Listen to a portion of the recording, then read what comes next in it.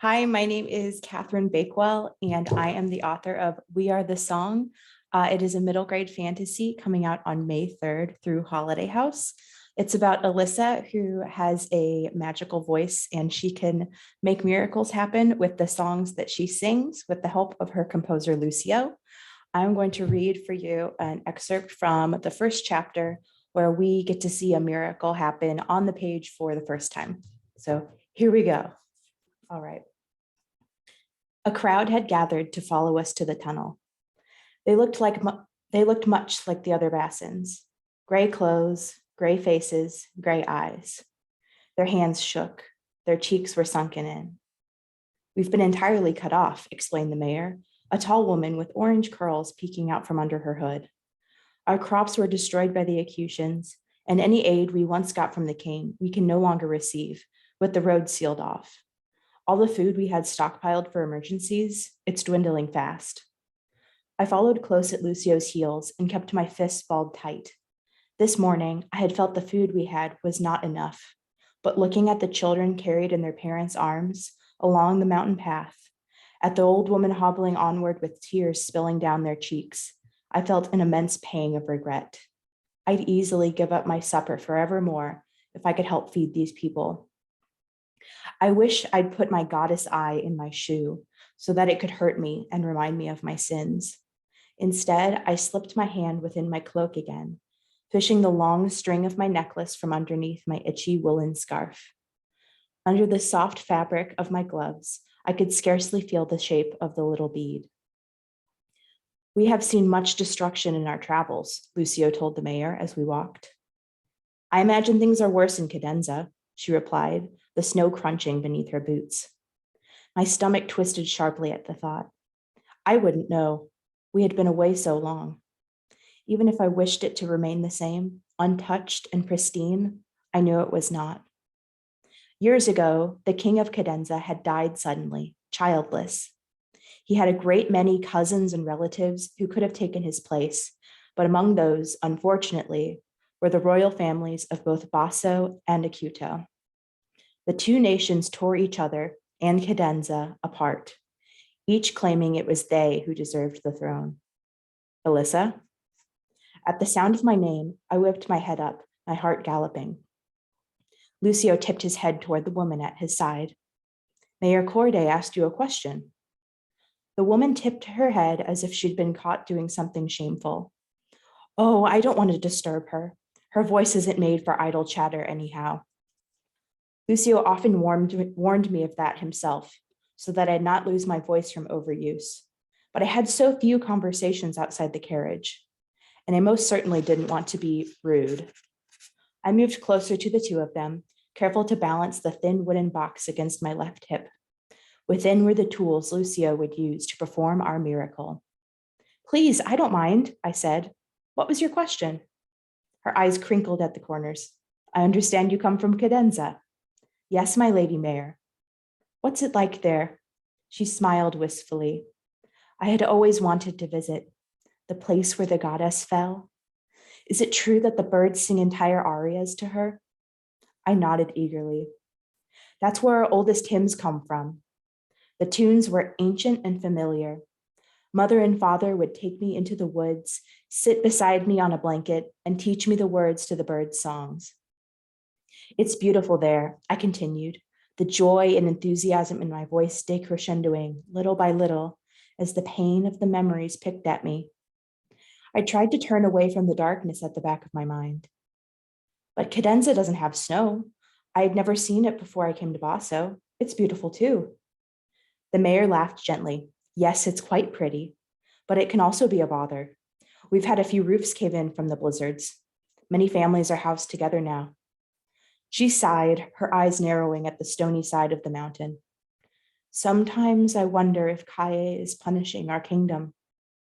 My brows pinched together. But why? Man fathoms not the compositions of the goddess, said Lucio, the words of a droning, croaking song that I'd never really liked. It was good for setting a broken bone, but didn't do much for the spirit. Too true, maestro, the mayor replied. The gaggle of townspeople pressed closer. There was a massive arch carved into the mountain stone ahead as a gaping mouth, but debris and boulders filled it from top to bottom. Curse the Acutians, growled the stableman a few paces away. Lucio strode toward the mess, his hand over his mouth as he thought. He glanced back at the mayor. If you please, he said, my singer and I need a little time and peace. Mayor Corday bowed. Of course. She shepherded the group a minute's walk away from us down the road. All still craned their necks to watch us. A father lifted his son up on his shoulders. I stood at Lucio's side, unlatching the wooden case. A little wooden desk unfolded itself, along with a tray including parchment, a quill, and ink. I held it steady in my arms for him to write on. He dipped the quill in the ink, working his lip under his teeth. A spell to clear the path, he muttered. Something sforzando to open, I suggested, excitement quickening my words, and accented notes as a sudden blow through the rocks. His eyes met with mine. Shh, Alyssa, I need to concentrate. I bit my lip. I was a singer, not a scholar, not a composer.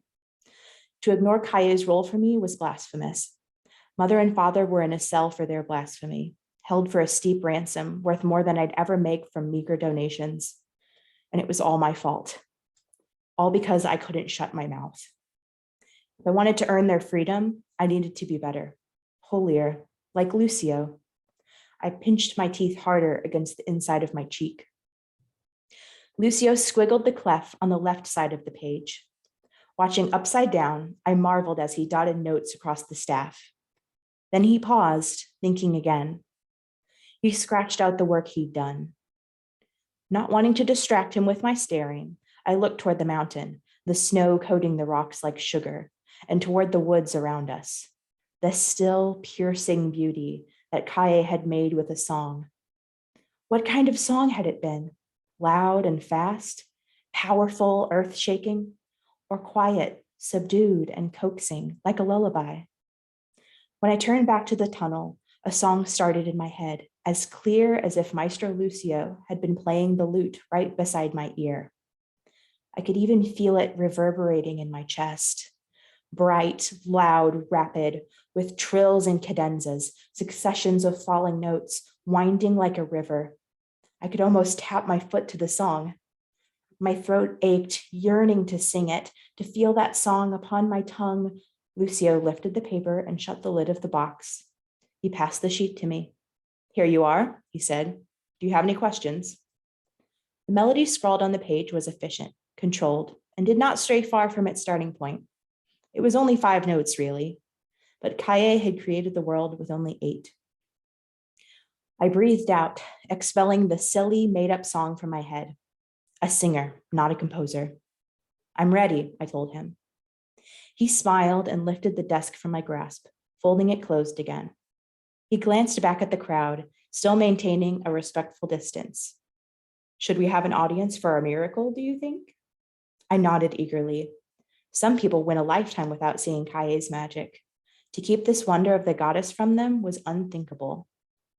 My stomach soured at the thought. Hadn't mother and father done the same thing when they kept me to themselves? Lucio fetched the crowd, the crunch of his footsteps waking me from my swirling thoughts. I returned my focus to the music marked on the page and made comments to myself as I read. Sing this part loudly. Crescendo the phrase here, delicately. Be mindful of that trill. The crowd gathered close at my back. Lucio came to stand before me, separating me from the mouth of the tunnel. He lifted his gloved hand and kept his eyes on me. On my inhale, I thought of the first time I'd learned to sing. Longing and happiness intermingled in me, sour and sweet.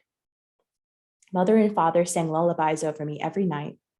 They said I had been fitful one night and that I'd reached for them, reached for their voices. I could barely speak, but I wanted to sing. They sang for me to repeat, call and response, the ancient words that birthed the world, the ancient words I sang now. So simple, little bricks that could build up a mighty fortress. Maestro Lucio kept time with the graceful sweeping of his hand through the air. 1, 2, 3, 4. When I sang the melody, it was noble, grand, powerful. There was something royal and march-like about it. The swelling phrases, the steady, authoritative meter. And as I sang, I could feel the presence of the goddess around me, as sharp and real as the wintry air. My skin prickled like she was standing at my right side. When I took a breath, it felt as if she were breathing too. She was why I loved music. When I sang, I was never alone. Yet as all songs did, this one came to an end. The final note, clear, piercing, resounding, and without vibrato, was long and cold and pointed as a blade. A deep, low rumbling sounded, like mallets hammering in a steady roll against a drum. Lucio grabbed my arm, and with a crash, the boulders in the cavern fizzled into a fine dust, filling the air and stinging my eyes. As quick as a snap, the feeling of Kaye at my shoulder disappeared, just in time for Lucio to pull me close and shield me from the debris in the air. I hid my face against his shoulder and coughed. The sound of cheering stirred me. I wiped at my eyes and lifted my head. The pathway was entirely clear. Bright daylight streamed through the open tunnel. A large woman swept me up in a hug. A child kissed my hands.